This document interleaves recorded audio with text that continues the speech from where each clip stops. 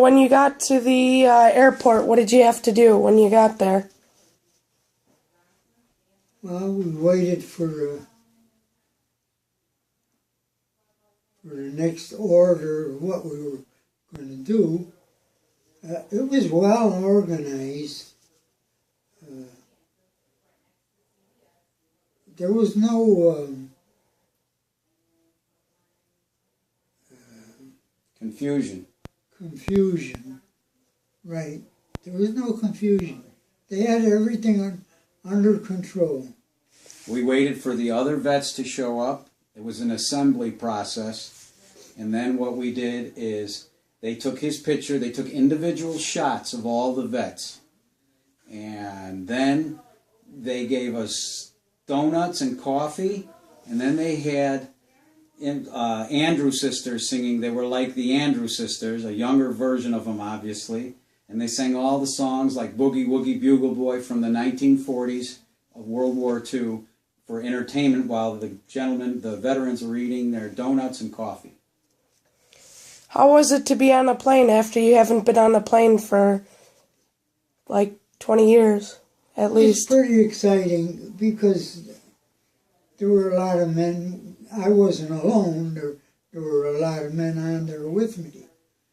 And you could see everybody just talking to each other and being friendly. It was nice. I enjoyed it. So when you got off the plane and you loaded onto the buses, what was the first thing you saw? First thing? Well, the Iwo Jima statue. The bus, we were not allowed to tour around it anymore. They changed their policy because not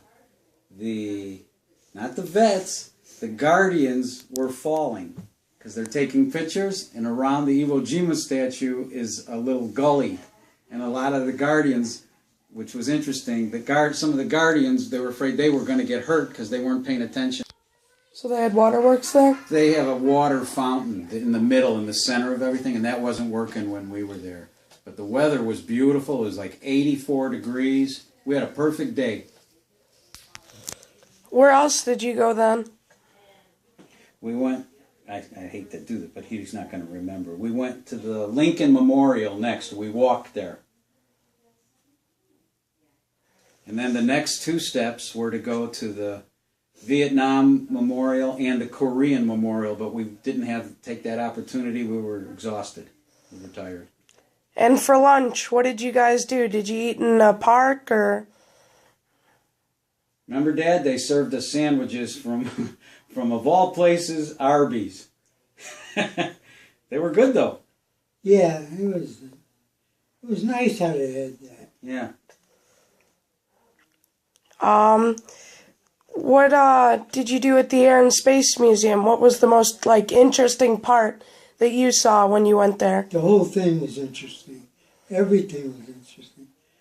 All the different aircraft and yeah, it was nice. What stands out in your mind about what you saw there? Yeah, what I was fascinated with was the suicide plane. Yeah, that was cool. The Japanese. The kamikaze plane. It goes one way, and that's it. It does its destruction, and the pilot dies. It's the suicide mission. The kamikaze. They're tiny. Wasn't it that? It was tiny. I mean, it was just for one man to fit in. That was amazing. It looked like a torpedo. Yeah. Looked like a Riverview ride. Yeah, it did. Or something. It did. Just to add to that, if you want me to, the really highlight was the plane, the Enola Kai. I'm not pronouncing it. Enola Gay. Enola Gay, that dropped the bomb on Hiroshima. That was in full beauty there. It was like, it was big, and it was there, and they showed us that. They also showed us a spy plane that they still use, our Air Force still uses, and it goes 3 times the speed of light, so it doesn't even get caught in radar. And apparently, that was humongous. It was real sleek looking. It looked like something on a secret agent movie. It was pretty cool. So on the plane ride home, when they said you had mail call, were you kind of excited that they had something like that planned for you? Yeah, because we weren't expecting it. It was a complete surprise. Couldn't imagine what they were talking about when they said mail call. And I know you didn't read them on the plane ride then, but when you read them at home, where'd you get letters from besides family? Strangers. People I never knew before. That's right. Politicians in the area, children's schools, grade schools from the area. Yeah. Just about everybody.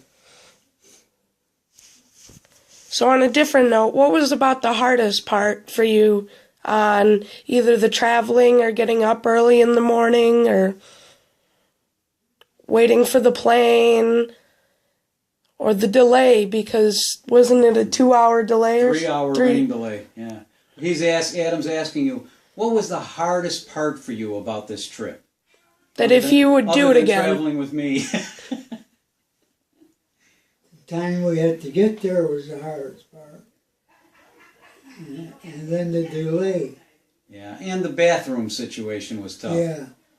But they had that covered pretty well. Yeah, they did. If you were able to go and were kind of able to go and willing to go again, would you go again? Yeah.